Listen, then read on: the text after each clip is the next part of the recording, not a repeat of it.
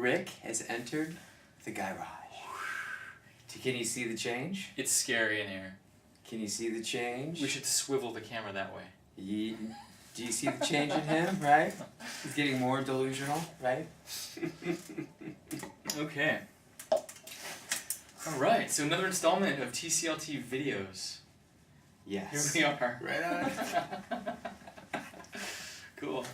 So today we're going to look at the container in which the coaching actually happens within. And we're calling that establishing the relationship. And so every couple months, all you guys are going to switch who's your coach, who's your client. And so we want to go over today what's a good way to actually start your first session to really build a foundation for the coaching.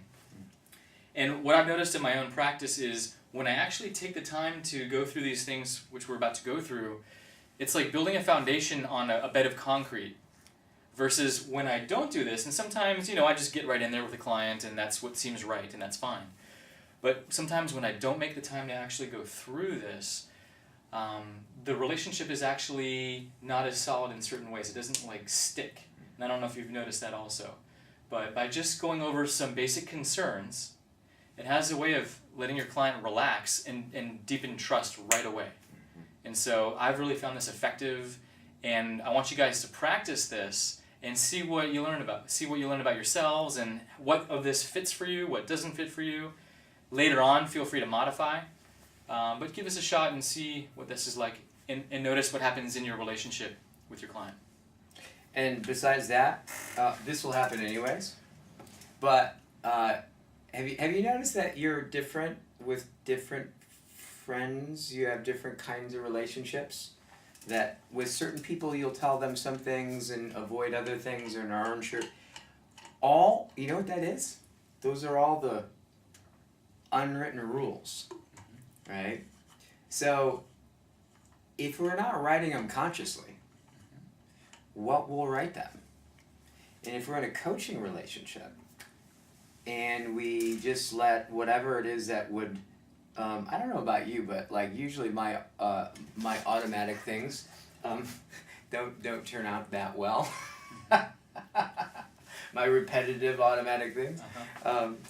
So this is really an opportunity too, just to really look at relationship period of what happens when you make something that will happen anyways explicit.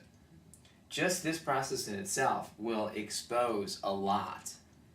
I found in terms of actually, man, what if I did this with all my friends?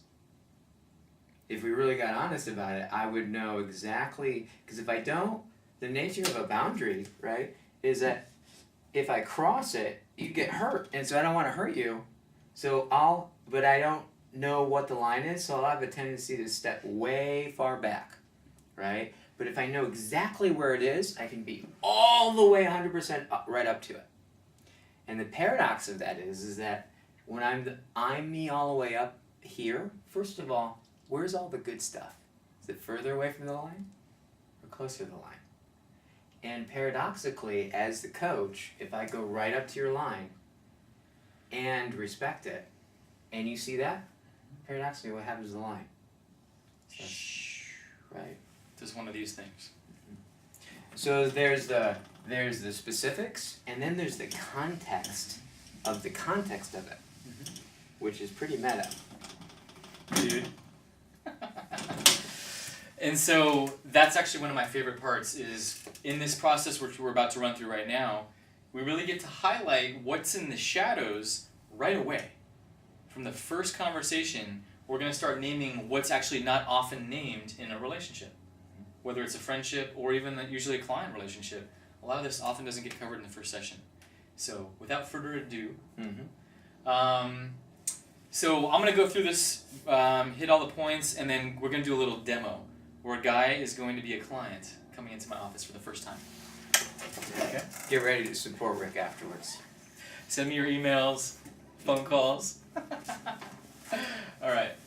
So first step is when a client walks into my office, after, of course, the usual meet and greet and all of that, one of the first things I make sure to make a point of, even if they already know it, even if they're a therapist and they've heard this a million times, there's something about presencing confidentiality and getting it named and having it cleared in the here and now. Even if they assume it, there's something said about, you know what, I just want to presence this right now. Everything we talk about is completely confidential, and you have my word on that. And that's something that I hold very sacred in this container. And you can talk to anyone you want about any of the coaching and testimonials and colleagues or whatever. That's your right. And I see it as my duty to actually hold this confidential.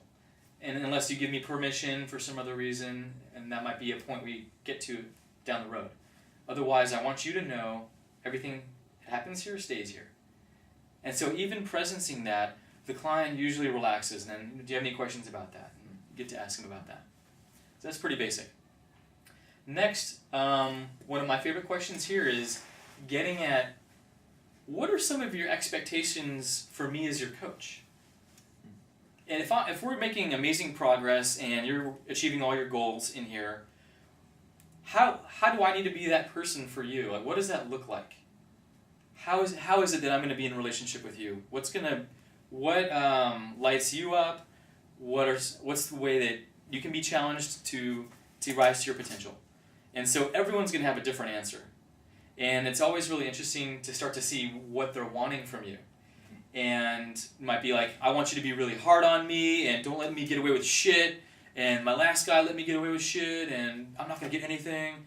And so even in that tonality, you can kind of see how rigid and maybe hard on themselves they are. So in the meta view, we also get to see, literally what's going to be that kick in the ass that they might already be doing on themselves, for example. So it's really an interesting question that we can start to circle them on also and open that up. So that's one of the basic things is, what are some of your expectations for me? Oh, you want someone who's going to give you straight up feedback. Oh, okay, I can do that. Anything else? And so you just continue to explore all their expectations. I expect that if I don't do an assignment, you're going to bring that up. Oh, you want me to bring it up? Well, that's interesting. Say more about that. And so you just get to keep working all the expectations. The next part is, even more juicy to me, is what are your expectations for yourself? For you to really get what you're wanting in this process, what are you expecting? How are you going to show up? How are you wanting to show up here? And so they'll then get into that. And well, I expect that I'm going to give this my all, and I'm going to show up on time. Often I don't show up on time in my life, but I'm committed to doing that here. This is important to me. I expect that I'm going to at least try on what you say. I might not agree with it, but yeah, I'll listen to it and consider it. Great. And so we just continue that conversation of what the client expects for themselves. And then we get to play with that too. It might be like, I have no expectations. I'm just here. That's interesting. Where else does that show up in your relationships? How do you know you don't have expectations? I was expecting you to say that. Yeah.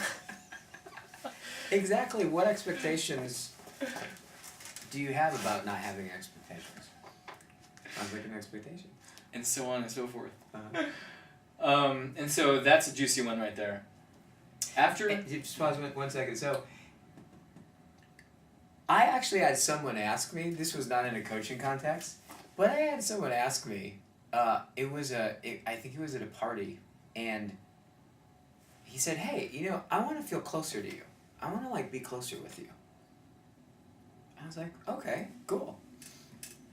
And he started to speak, and I was like, whoa, I don't want to be talking to you like that. And he was like, oh, okay. And then he kept going like that, and I was like, you want to be close with me, but da-da-da-da-da. And then he asked